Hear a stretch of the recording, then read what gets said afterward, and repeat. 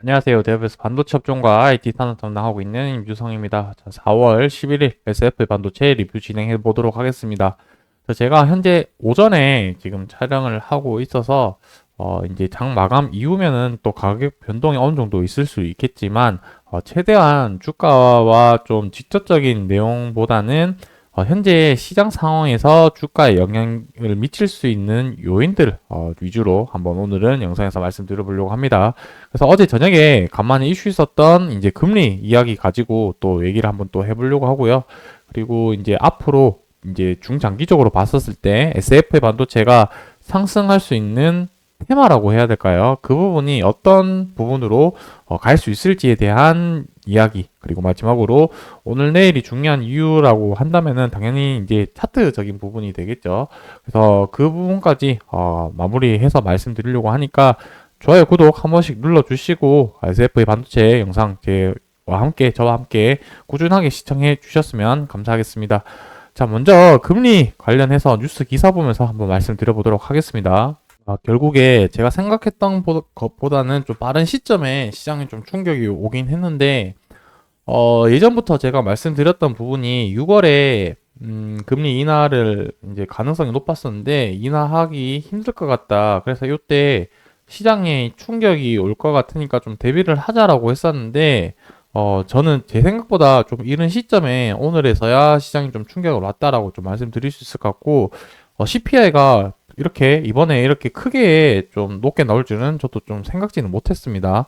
그러다 보니까 지금 이제 6개월 만에 최고치라는 지금 뉴스 기사가 나왔었고 실질적으로 어저께 미국 시장이 주가가 많이 좀 빠졌었죠. 그런 부분이 오늘 시장에 한국 증시에도 영향을 좀 미쳤다라고 좀 보시면 되겠습니다.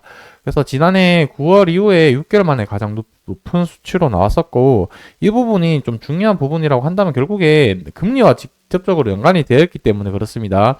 그래서 연준에서 금리의 방향성을 결정을 할 때 보는 두 가지 지표가 있는데 첫 번째는 CPI 부분이 있을 거고요. 두 번째로는 고용 지표 이렇게 두 가지를 상황을 보면서 시장이 금리 인하를 해도 되겠다라고 판단이 섰을 때 좀 진행을 하는데 소비자 물가 지수가 계속 높게 나온다고 한다면 인플레이션 영향이 있기 때문에 물가 안정을 위해서 계속해서 고금리 상태를 유지를 할 수밖에 없다라고 말씀드릴 수가 있겠습니다.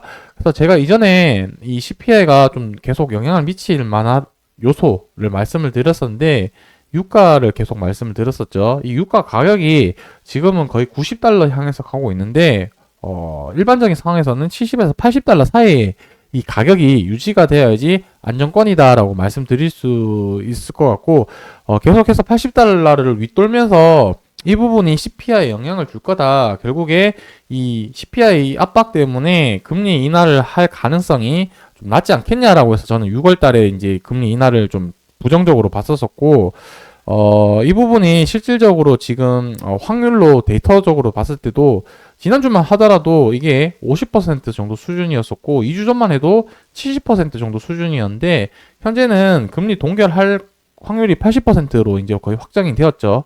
그래서 제 생각에는 이게 6월달 인하가 좀 생각보다 빠른 시점으로 이렇게 돼서 그 이후에는 이제 9월달에 금리 인하를 한 번을 할 것 같거든요.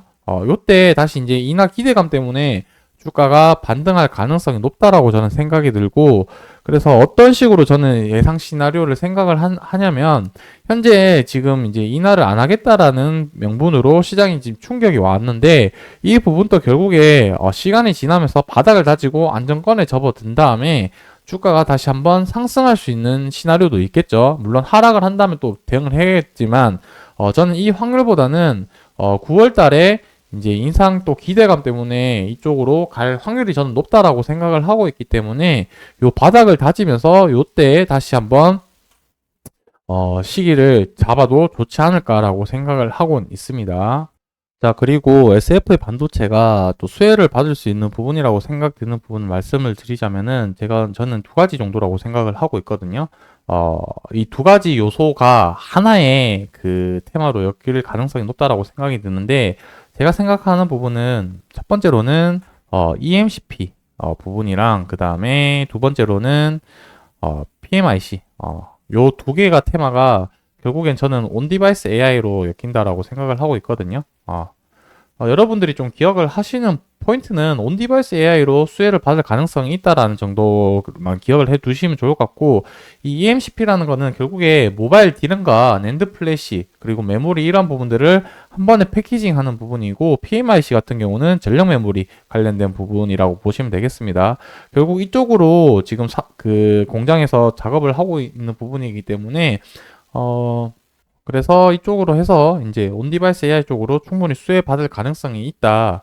현재는 작년에 이제 테마로 봤었을 때는 이 HBM을 먼저 화두로 시작을 하고 나서 온디바이스 AI, 그 다음에 CXL 테마가 갔었었는데, 이때 온디바이스도 관련해서는 이제 팹리스 기업들 위주로만 좀 주가 상승이 나왔었죠. 그래서 실질적으로 여기와 관련된 소부장 기업들 같은 경우는 뭐 리노공업 정도 테스트하는 기업으로 이제 좀 부각을 많이 받았었는데, 이제 HBM이 지금 어느 정도 고점을 끝나고 나서 다시 순환매가 된다라고 했었을 때, 그 다음에 이제 온디바이스 AI 테마가 왔었을 때 SF의 반도체가 이제 후발주자로 또 수혜를 받을 가능성이 있기 때문에 이 부분은 염두를 해두고, 시장이 실질적으로 온디바이스 AI 쪽으로 수급이 몰렸을 때 SF의 반도체가 어떻게 가격이 움직이느냐도 같이 좀 체크를 하면서 그때 시장을 보는 게 좀 중요하지 않을까라고 생각을 하고 있습니다. 자, 마지막으로 가격을 한번 좀 보게 된다면, 오늘 시장이 빠짐에도 불구하고 현재 이 초록색 붉은색 선이 241선인데 여기서 지금 가격을 지지를 해 주려는 모습을 좀 보이고 있다라고 보시면 되겠습니다. 사실상 여기가 지금 거의 뭐 마지노선 중에 하나지 않을까라고 생각을 하는데, 만약 여기서 이탈된다고 한다면 매도 물량이 많이 나올 수도 있을 것 같습니다. 왜냐면 강력한 지지 라인이라고 생각했던 사람들이 무너졌다라고 생각을 한다면 심리가 무너지면서 매도 물량이 많이 나올 수 있을 가능성이 높다라고 생각을 해 주시면 좋을 것 같고, 그래서 이번 주까지는 첫 번째로는 이 일봉상 241선을 지지를 해주는지가 좀 중요할 것 같다. 당장에 이 노란색 선인 21선이긴 한데, 이 21선 돌파는 못하더라도 돌파하는 게 가장 좀 좋긴 한데, 첫 번째 제일 중요한 부분은 241선을 지지를 해주느냐, 이 부분이 중요할 것 같고, 두 번째 중요한 부분은 이 초록색 굵은색 선이 주봉으로 넘어왔을 때 주봉 11선인데 이 주봉 11선을 다시 안착을 하느냐가 좀 중요할 것 같습니다. 만약에 주봉 11선을 돌파를 한다라고 한다면 일봉상 21선 돌파를 하기 때문에, 자, 첫 번째는 중요한 부분은 가격을 지지해주는 부분, 그 다음에 두 번째는 돌파하는 부분, 요렇게 좀 생각을 하시고 내일까지 주가를 본다면 좀 좋지 않을까라고 생각을 하고 있습니다. 그래서 내일까지 아무래도 이 금리의 압박 때문에 계속해서 시장이 하방 압력이 강할 가능성이 높기 때문에 시장이 빠진다고 한다면 주가 빠질 가능성이 높고, 오늘처럼 이렇게 또 지지를 해준다라고 한다면 가격 상승폭이 제한될 거기 때문에 이 부분은 염두를 하고 시장을 좀 보시면 좋지 않을까라고 생각을 하고 있습니다. 자, 그래서 오늘 제가 드리고 싶은 말씀은 여기까지고요. 내일 또 다른 내용으로 가지고 여러분들에게 투자에 필요한 정보 또 전달 드릴 테니까 좋아요, 구독 한 번씩 눌러주시고 영상 시청해 주시면 감사하겠습니다.